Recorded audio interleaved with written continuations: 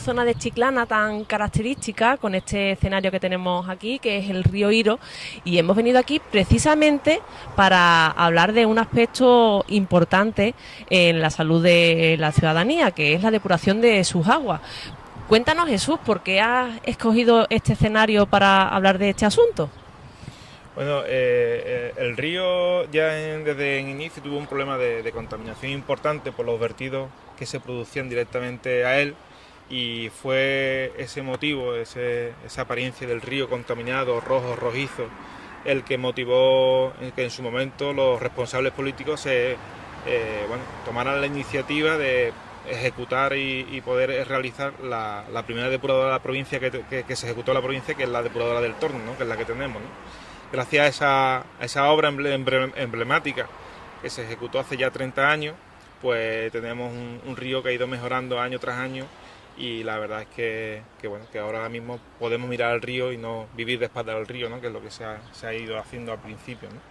Jesús, hablamos con usted, contigo, si me permites que te tutee a partir de este momento, porque eres la persona responsable por parte del Ayuntamiento de Chiclana de la calidad de las aguas y del área esta de depuración. Nos acabas de explicar que la depuradora de Chiclana fue hace 30 años la primera que surgió en la provincia.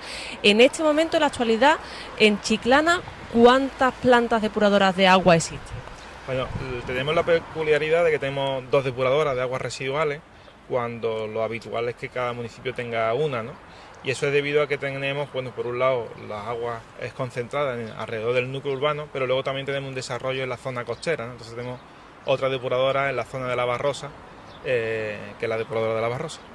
¿Y cuál es el sentido en sí, aunque sé que puede parecer una pregunta de perogrullo, pero cuál es el sentido en sí de la depuradora de agua? ¿Qué significa exactamente depurar el agua?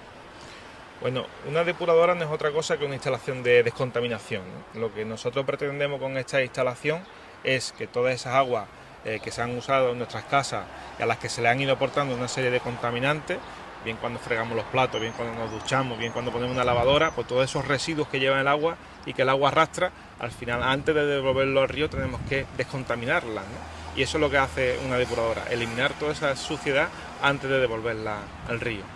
Entonces, desde que nosotros utilizamos, por ejemplo, abrimos el grifo en casa, hasta que llega a la depuradora, ese agua, ¿por dónde va pasando? Bueno, nosotros tenemos una serie de redes, ¿no? Que son redes de saneamiento, que van conduciendo, van recogiendo todas las aguas que salen de la vivienda y van siendo, o bien se van transportando, o bien por gravedad, o bien a través de estaciones de bombeo, como las que tenemos aquí detrás, y van impulsando toda esa agua residual hasta la depuradora, en este caso la depuradora del Torno, que es la que tenemos más cerca. ¿Son redes paralelas a las redes de abastecimiento o están completamente diferenciadas? Está completamente diferenciada, es decir, hay normas estrictas además que obligan a una distancia de seguridad, a que no existe un trazado paralelo, y bueno, de hecho también hay otras redes que son las redes de aguas de lluvia, las redes de pluviales, que esas no van a la depuradora, sino que sí, esas sí van directamente, las aguas de lluvia sí van directamente arriba. Tenemos las redes de abastecimiento por un lado, que sí están identificadas, las redes de saneamiento que llevan las aguas contaminadas a la depuradora, y las aguas de lluvia que sí que devuelven el agua al río. Entonces, el final último del agua, y cuando digo final me refiero a su último recorrido, es precisamente el río, ¿no? Que era a donde iba hace 30 años, pero ahora va limpita, ¿no? Eso es. Ahora ya devolvemos esa agua pues como tiene que ser, ¿no? Además, ya no solo es una cuestión de repercusión sobre el río, sino también tenemos aguas abajo, tenemos un parque natural que también hay que protegerlo, ¿no? Es una zona sensible y hay que protegerla con esa calidad de agua de la depuradora que se vierte. Y por intentar explicar a la ciudadanía la importancia en sí que tiene la depuración de las aguas, tal vez lo más fácil sería recordar precisamente cómo estábamos hace 30 años, pero ¿cuál sería, cómo afectaría a nuestra salud el hecho de que el agua no estuviera depurada cuando cuando llega al río? Cuando la desechamos. Fundamentalmente, cuando tú viertes un agua a un medio receptor, lo que estás condicionando o estás modificando son los posibles usos que tú puedes hacer sobre ese agua, ¿no? Ten en cuenta que aguas abajo, como he dicho, hay un parque natural donde hay uso acuícola, hay actividades de ocio y recreativo, pues ninguna de esas actividades se podrían dar, actividades náuticas o actividades, como he dicho, de la acuicultura, pues estarían afectadas por los vertidos de la depuradora. Y luego está el aspecto puramente ambiental, ¿no? de fauna, y que sí condicionaría, bueno, pues el aspecto del río y un rechazo también, ¿no? social. Hay una parte que nos llamaba la atención cuando mirábamos la historia de la ciudad en su relación precisamente con el río, y es el hecho de que las viviendas que se sitúan alrededor del río antiguamente se colocaban de espaldas al río, ¿no? Que era una manera como de intentar no percibir los olores que llegaban del río. Eso era la época cuando no estaba depurada. Ahora precisamente se intenta lo contrario, ¿no? Recuperar ese escenario tan bonito que nos ofrece. Sí, de hecho hay una plataforma, hay un colectivo de personas que están intentando que se viva más hacia el río, ¿no? Son personas que yo creo que están haciendo una labor importante y creo que sí, que es importante que la ciudad vuelva a mirar el río, ¿no? Hace poco se conmemoró también el 50 aniversario de la inundación que se produjo en el río. Y se hablaba, los responsables políticos hablaban en esos términos, ¿no? De la importancia de volver a mirar hacia el río, ¿no? Y no de espalda a él, ¿no? Para la ciudadanía que no comprende técnicamente cómo funciona a lo mejor la depuración de las aguas, ¿puede ser un buen síntoma de la calidad medioambiental del río el hecho de que podamos ver flores, vegetación, los patos, por ejemplo, que tenemos ahí ahora mismo a la verita nuestra? Hace un ratito había una garceta real que se ha escapado, he visto las cámaras, la chiquilla es tímida y se ha ido justamente cuando me empezó a grabar, pero sí que puede ser un buen síntoma, ¿no? de su buen estado de salud. Sí, un indicador de esa calidad del agua y de la mejora del río es precisamente la cantidad de avifauna, ¿no? Que podemos observar en su cercanía, ¿no? Y de eso yo no soy experto, ¿no? Pero sí que hay compañeros que se dedican a eso y lo han contrastado, ¿no? Hemos visto que se han observado espátulas en zonas altas del río, la cantidad de anas de patos que hay también cada vez mayor, así que todo eso es un indicador de que el río está mucho mejor. Y entonces, Jesús, teniendo en cuenta que en Chiclana tenemos ya la depuradora, que podemos observar que hay calidad ambiental suficiente en cuanto a la depuración de las aguas en el río y demás, yo ya como ciudadana abro el grifo, friego o hago lo que tenga que hacer y me despreocupo, ¿no? Ya la depuradora vendrá y lo hará todo, ¿no? Bueno, no debería ser así, ¿no? Aquí todos tenemos que poner nuestro granito de arena, ¿no?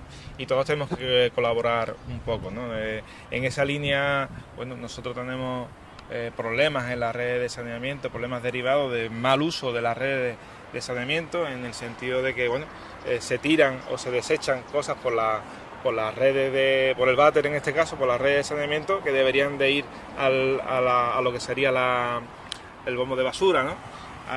Lo que serían residuos sólidos urbanos, y en esa línea pues tenemos un problema, yo creo que bastante importante con lo que serían el arrojo de toallitas a la red de alcantarillado, ¿no? Muchas de esas toallitas aparecen en el etiquetado que son degradables o que se descomponen, pero el tiempo de descomposición de esas toallitas es mucho mayor de lo que realmente tarda esa toallita en llegar a la depuradora, con lo cual nos generan problemas de atasco en las redes, en las bombas, y problemas de mantenimiento que se subsanan porque no tienen un impacto en cuanto a que realizan ningún vertido, pero que sí tienen un impacto en el mantenimiento de las redes, ¿no?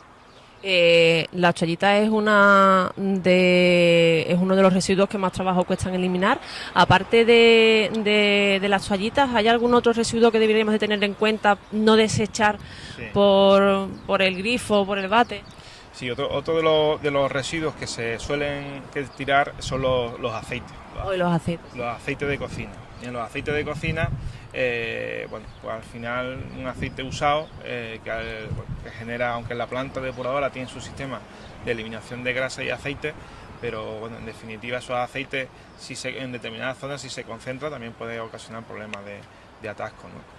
Y el abuso de los detergentes, que también generan, los detergentes en las redes forman ciertas pelotas, y a veces también generan algunos problemas. Así que quizás el aceite y los detergentes sean, junto con las toallitas, los residuos más importantes, de donde nosotros también desde nuestro hogar podemos hacer con un poco de conciencia un mejor uso de ellos y ayudarnos de alguna manera a que la gestión de las redes sean más adecuadas y sean mejores. Básicamente estoy pensando en que a veces, pero a gran escala, ¿no? Tal vez sea pensar en los elementos que atascan nuestras tuberías en casa, ¿no? Y que de vez en cuando tenemos que abrir la poceta para sacar, ¿no? Pues eso mismo, pero a gran escala y a nivel